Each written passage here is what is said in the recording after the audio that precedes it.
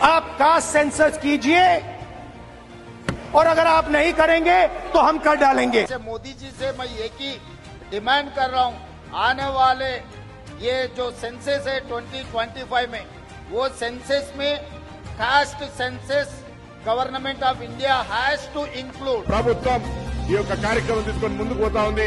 ఇది దేశానికి ఆదర్శం కావాలి. ఈ యొక్క కార్యక్రమం దేశవ్యాప్తంగా Bharatiya Janata party supreme court affidavit ఇచ్చింది.